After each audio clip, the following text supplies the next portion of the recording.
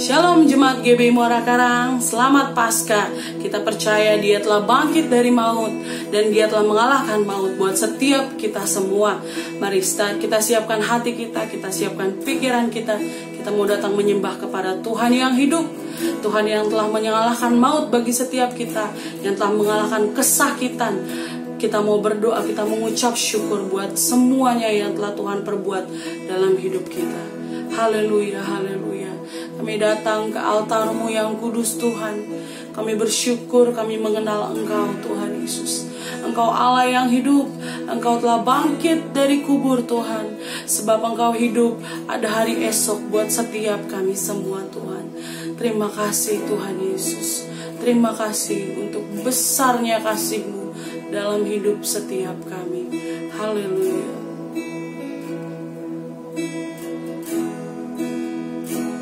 Terima kasih Tuhan. Telah kulihat bukti kasih-Mu, Kau menderita gantikanku. Dengan darah-Mu Kau selamatkanku. Kini ku hidup menyenangkan-Mu. Telah kulihat bukti kasih-Mu, Kau menderita gantikanku. Dengan darah-Mu, dengan darah-Mu Kau selamatkanku.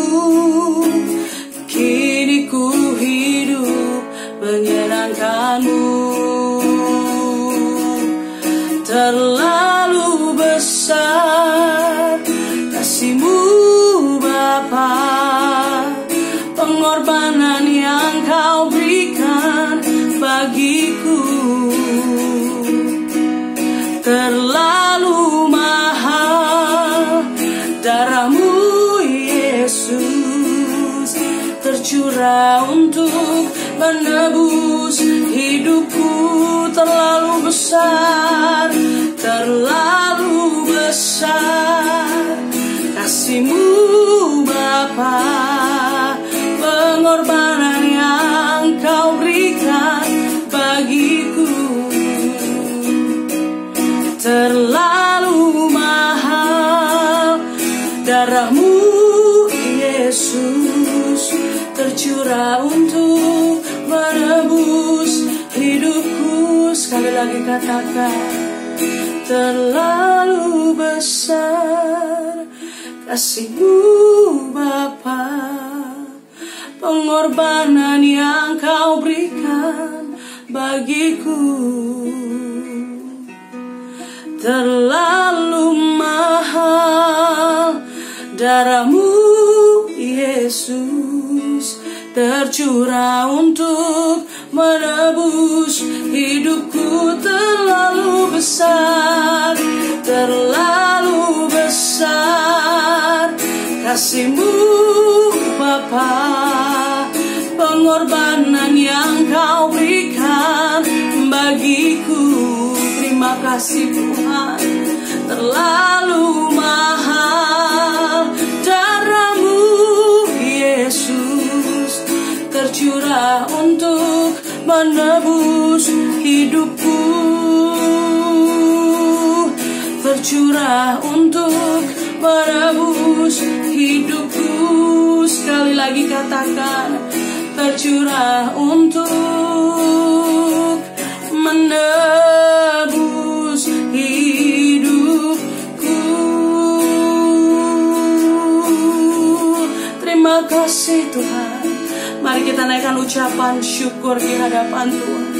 Terima kasih buat pengorbanan-Mu Yesus, begitu besar dalam hidup kami. Haleluya. Kami sujud di hadapan-Mu Tuhan. Kami percaya kami punya Tuhan yang sanggup melakukan segala perkara dalam hidup kami Tuhan. Terima kasih Tuhan. Terima kasih Tuhan. Mari lebih lagi kita katakan, kami mau sujud di altar-Mu Tuhan. Ini setiap hati kami Tuhan. Sujud di altar-Nya, ku bawa hidupku, ku terima anugerah-Nya. Dia ampuniku dan bebaskanku. Dia ubah hidupku, baharui hatiku. Sesuatu terjadi saat datang di altar-Nya. Mari lebih lagi bersama-sama katakan, sujud di altar-Nya, ku bawa hidupku, ku terima anugerah-Nya. Dia ampuniku dan bebaskanku. Dia ubah hidupku, baharui hatiku. Oh, sesuatu terjadi saat datang di altar-Nya. Katakan, mujizat terjadi, mujizat terjadi, pemulihan terjadi, kesembuhan terjadi saat datang. Haleluya. Di altar-Nya. Mari beri tepuk tangan buat Tuhan. Kami percaya Tuhan, kami percaya sesuatu terjadi ketika kami datang di dalam tempat-Mu yang kudus. Terima kasih Tuhan. Terima kasih Tuhan. Haleluya. Haleluya. Bersama-sama kita katakan amin.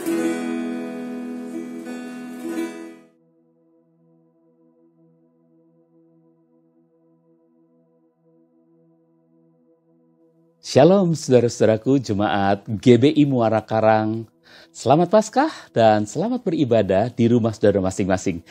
Mari saudaraku, saya ajak saudara untuk mendengarkan firman Tuhan lewat ibadah streaming ini. Tuhan memberkati kita semua. Saya mengajak saudara membaca 2 buah ayat dalam Alkitab, yaitu dari Efesus 1 ayat yang ke-7 dan Kolose 1 ayat 20. Saya ulangi, Efesus 1 ayat yang ke-7 dan Kolose 1 ayat yang ke-20. Efesus 1 ayat 7, sebab di dalam Dia dan oleh darahnya kita beroleh penebusan, yaitu pengampunan dosa menurut kekayaan kasih karunia-Nya. Kolose 1 ayat 20, dan oleh Dialah Ia memperdamaikan segala sesuatu dengan dirinya, baik yang ada di bumi maupun yang ada di surga, sesudah Ia mengadakan pendamaian oleh darah salib Kristus. Saudara-saudaraku yang dikasihi Tuhan, saya memberi judul khotbah hari ini adalah Paskah di bumi berimplikasi pada pendamaian di surga. Paskah di bumi berimplikasi pada pendamaian di surga.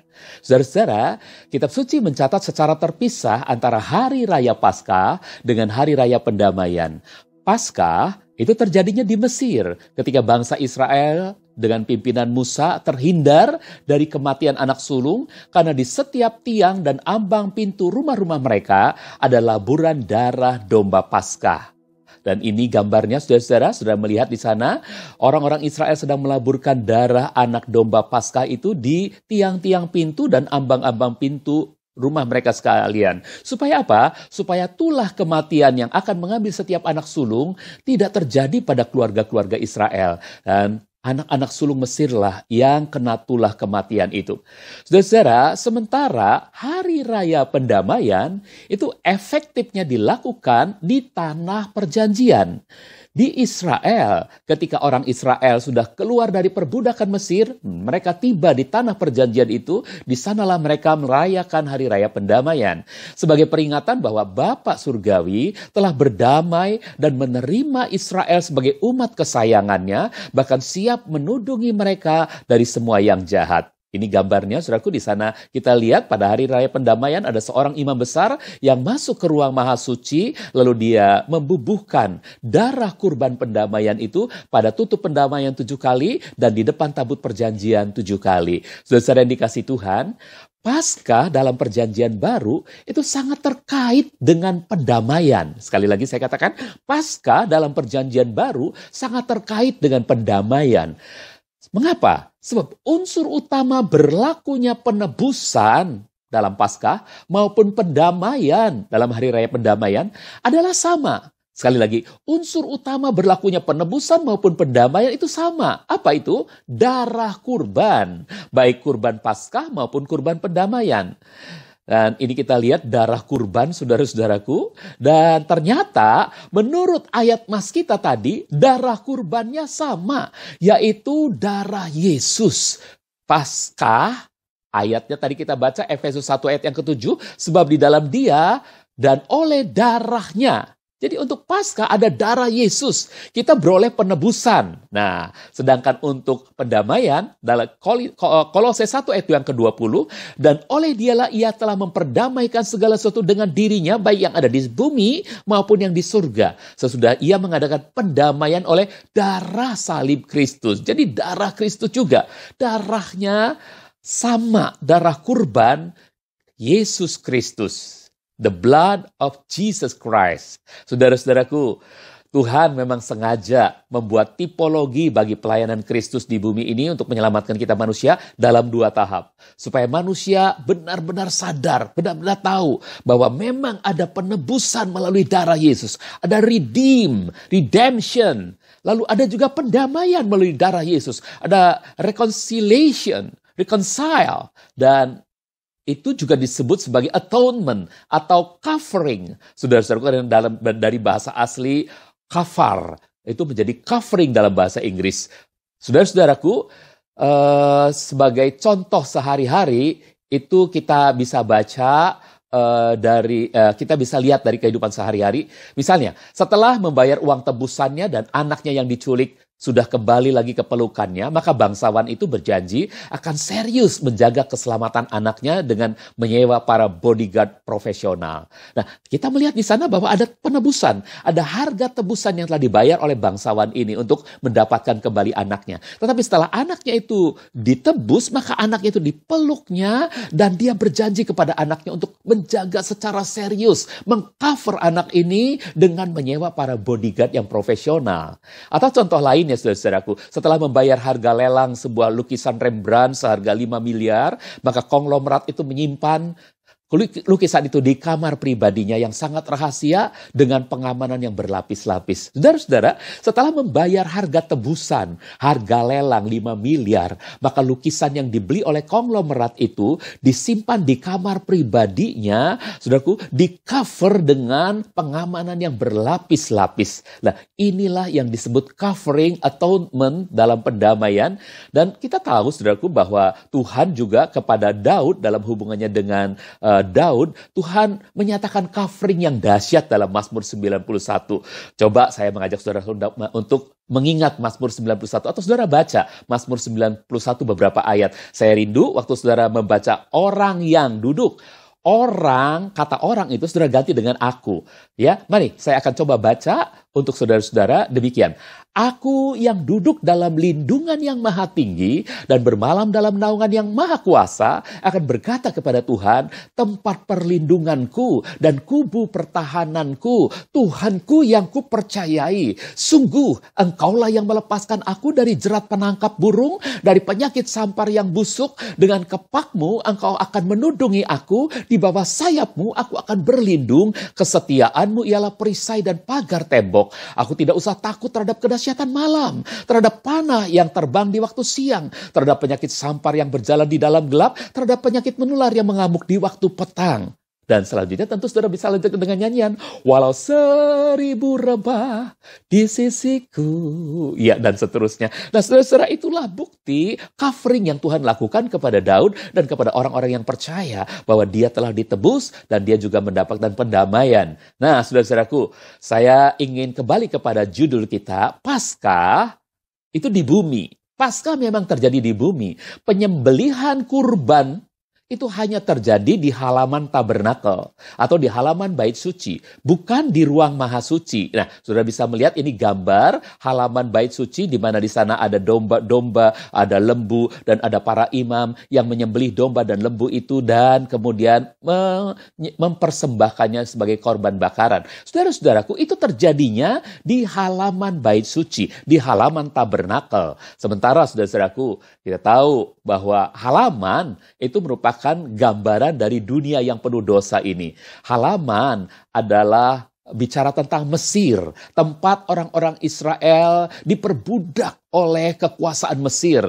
Tempat kita dulu diperbudak oleh dosa. Sedangkan ruangan maha suci itu merupakan gambaran surga yang tanpa dosa.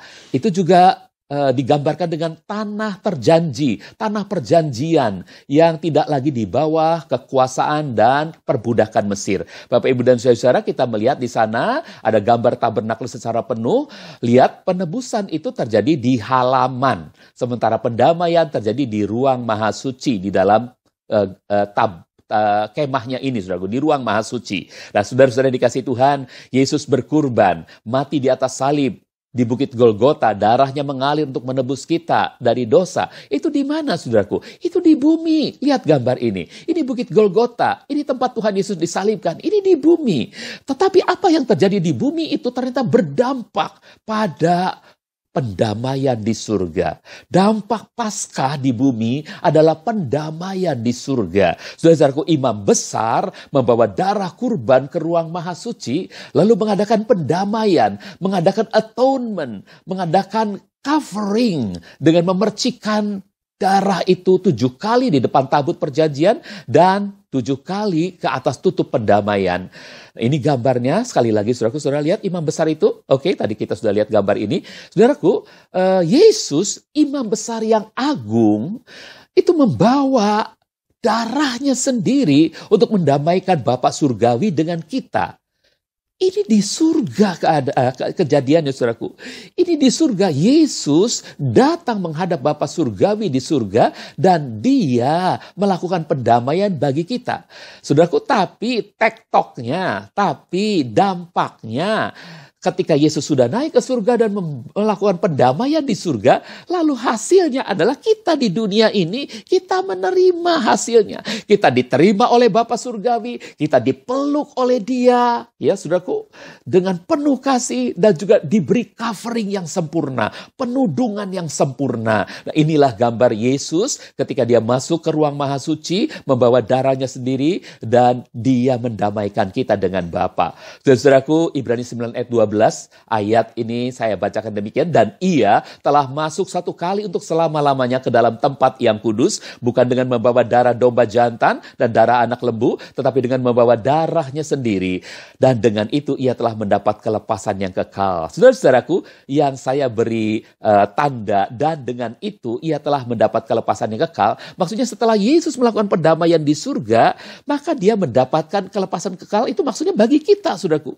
Itu atonement, itu covering bagi kita. Kelepasan kekal yang Yesus dapatkan itu adalah dampaknya bagi kita yang di bumi. Jadi sekali lagi, di bumi ada Paskah, dampaknya sampai di surga ada pendamaian. Tapi hasil pendamaian berlaku juga untuk kita yang percaya, yang masih hidup di bumi ini. Saudaraku, ini lalu apa yang terjadi pada Yesus ketika ia disalibkan? Ketika Yesus disalibkan, di kayu salib itu dia hanya baru dikurbankan. Seperti anak domba itu, dia baru saja disembelih. Saudara lihat gambar ini, Yesus tersalib di sana, dan ada gambar juga anak domba yang tersembelih di sana. Ya, ketika Yesus di kayu salib, dia hanya baru dikurbankan. Saudara-saudara, dan ketika dia menyerahkan rohnya kepada Bapa, perhatikan, Yesus menyerahkan rohnya kepada Bapa, bukan malaikat maut yang mencabut nyawa Yesus, bukan. Yesus sendiri yang menyerahkan rohnya. Tidak seperti kebanyakan kita manusia, malaikat maut yang mencabut nyawa manusia. Tapi Yesus dia menyerahkan sendiri nyawanya, rohnya kepada Bapa. Namun Bapa menolak. Itu sebabnya dia berteriak, Eloi, Eloi, lama sabachthani. Eloi, Eloi, lama sabachthani. Dalam gambar ini saudara lihat bagaimana Yesus yang disalibkan di sana berteriak, Eloi, Eloi, lama sabachthani. Mengapa? Karena ketika dia menyerahkan rohnya, Bapa menolak rohnya. Saudara-saudaraku, Bapa tidak menerima rohnya. Mungkin ada saudara yang berkata atau bertanya, Pak, bukankah Yesus mengucapkan Eloi, Eloi, lama sabachthani itu sebelum dia menyerahkan rohnya? Mengapa kok Bapa mengatakan bahwa Yesus mengucapkan itu setelah dia menyerahkan rohnya? Betul, saudaraku, itu jawab saya. Memang Yesus mengucapkannya sebelum dia wafat. Karena tidak mungkin setelah wafat dia baru mengucapkan kata-kata itu, tidak mungkin. Tetapi berhubung dia adalah Tuhan yang Maha Tahu, maka bisa saja ucapannya itu merupakan nubuat dari apa yang akan dia alami dari Bapa ketika dia menyerahkan rohnya. Jadi saya lebih menafsirkan ucapan Eloi, Eloi, lama sabachthani ini sebagai akibat dari penolakan Bapa terhadap roh Yesus yang mau datang kepadanya, sebab dia masih harus menuntaskan karyanya di dalam kerajaan maut. Saudara-saudara, rohnya harus lebih dulu menyelesaikan karya penebusannya hingga di neraka, mengalahkan kerajaan maut dan merampas kunci Allah maut. Disinilah baru dia bisa berteriak, tetelestai, sudah selesai.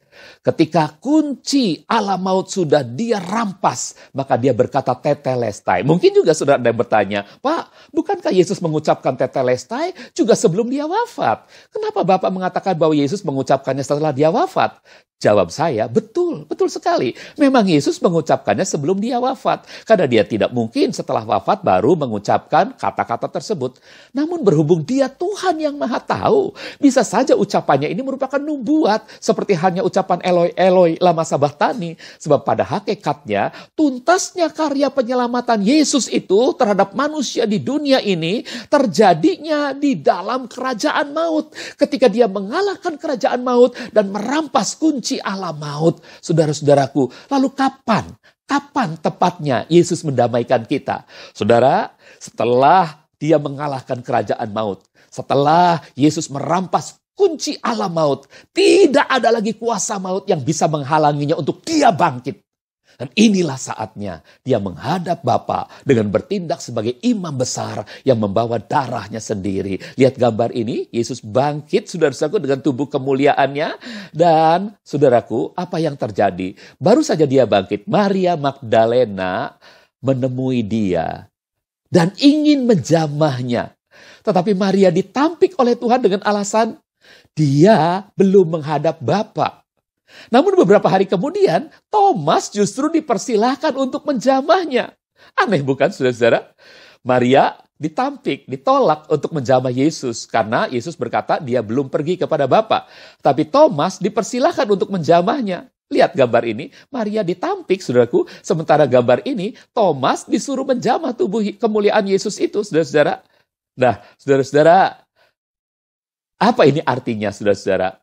Pertanyaan besar kita di sini adalah kapan sebenarnya Tuhan Yesus naik ke surga menemui Bapaknya? Semua kita sepakat pada hari ke-40 setelah kebangkitannya.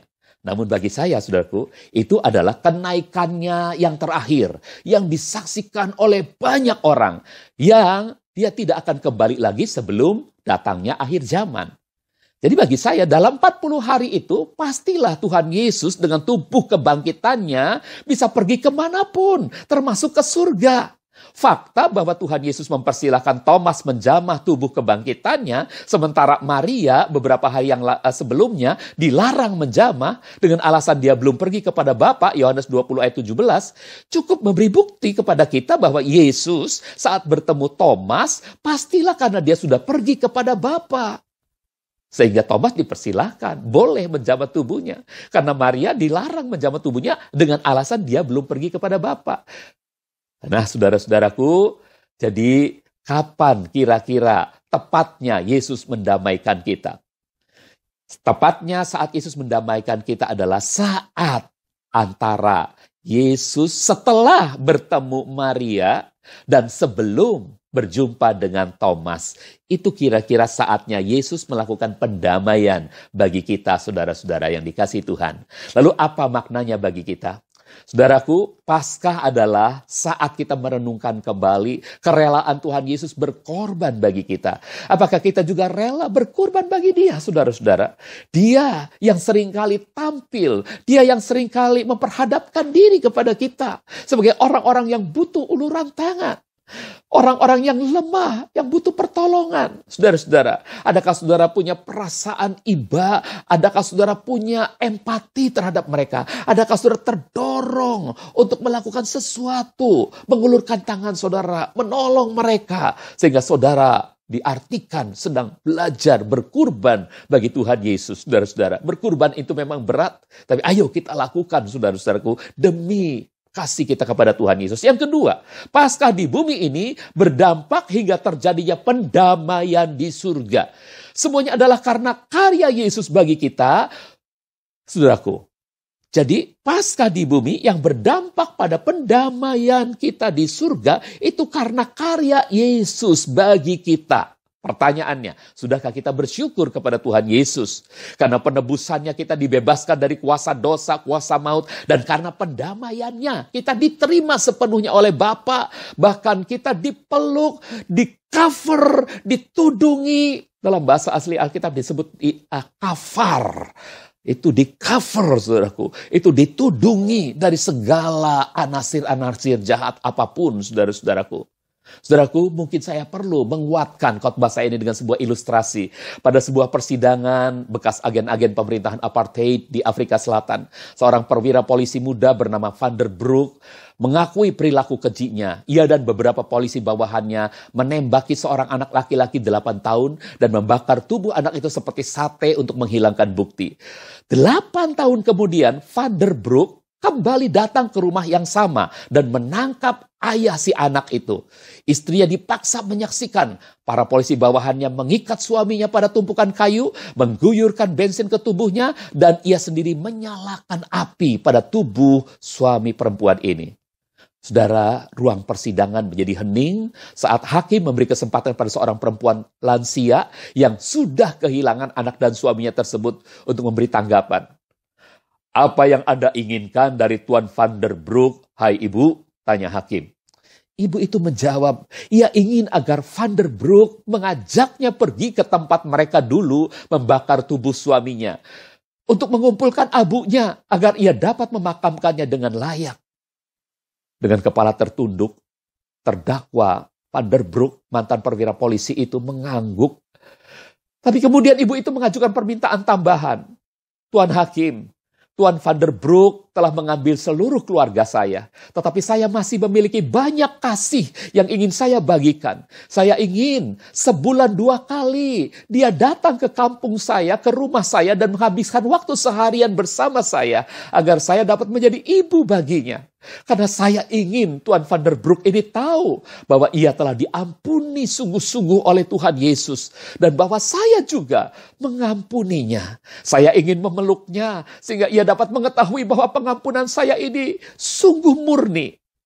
Secara spontan waktu itu, beberapa orang di ruangan sidang itu mulai menyanyikan Amazing Grace.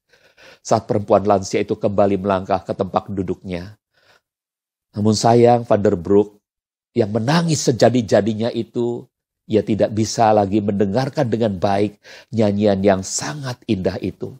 Saudaraku, Ketika saudara percaya bahwa kuasa darah Yesus yang tercurah pada saat Paskah 2000 tahun yang lalu berdampak sampai ke surga mengadakan pendamaian bagi kita, maka saudara pun dapat mengalami pengampunan sepenuhnya. Saudara dapat mengalami pendamaian sepenuhnya seperti yang dialami Van der Broek. Sehebat apapun penderitaan saudara sekarang, ingat, ada anugerah besar yang telah menyelamatkan. Dan anugerah itu pula yang sekarang mengcover saudara, melindungi hidupmu. Percayalah, Yesus sangat mengasihimu. Itu sebabnya dia merancang adanya Paskah dan pendamaian yang hari ini kita rayakan. Semua ini demi dia mengasihi saudara dan saya. Saya mau menyanyikan lagu ini, Amazing Grace.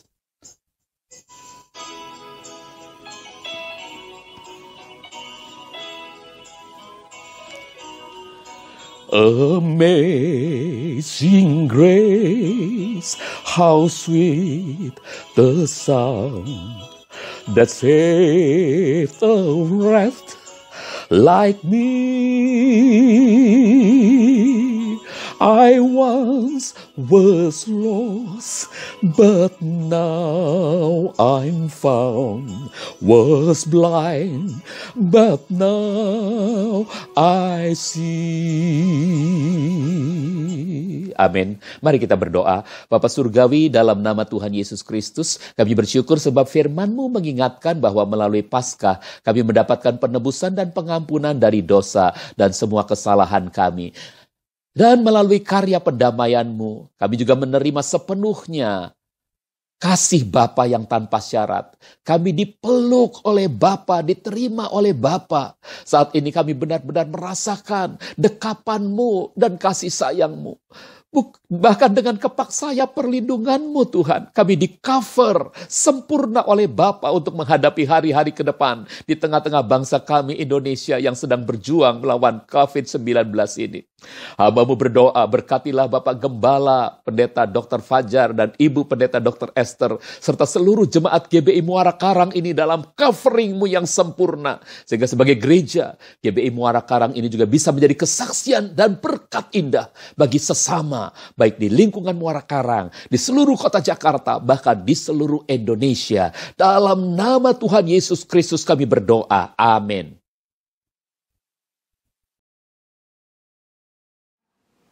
Shalom saudara-saudara yang dikasihi Tuhan.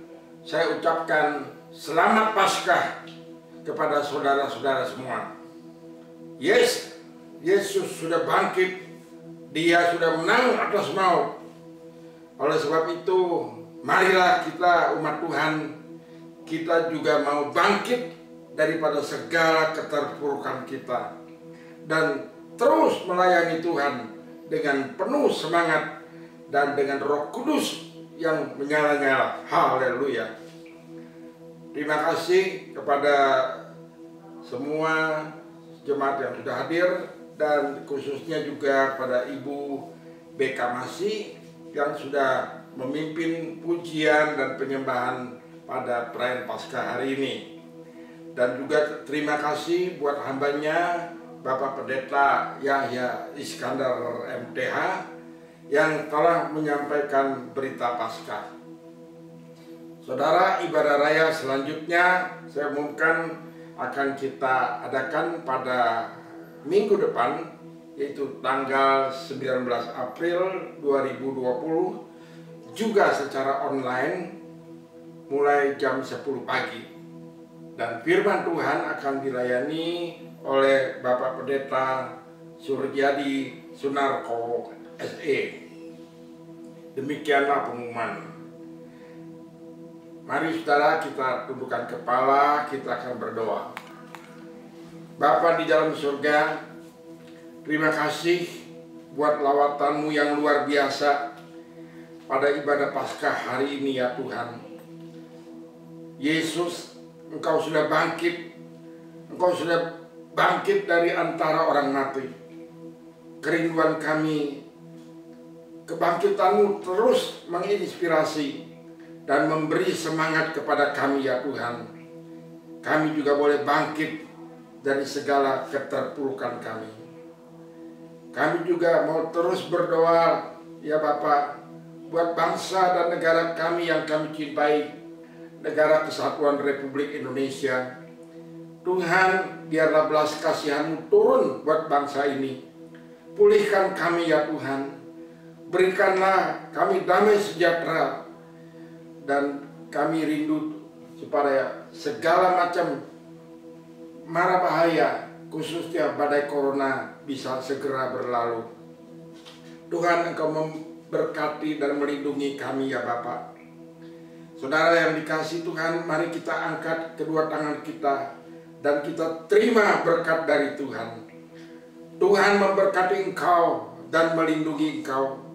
Tuhan menyinari engkau dengan wajah-Nya dan memberi engkau kasih karunia. Tuhan menghadapkan wajah-Nya kepadamu dan memberi engkau damai sejahtera.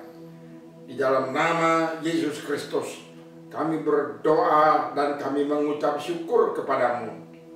Mari kita semua yang diberkati Tuhan, kita mau katakan sama-sama, amin. Tuhan Yesus memberkati.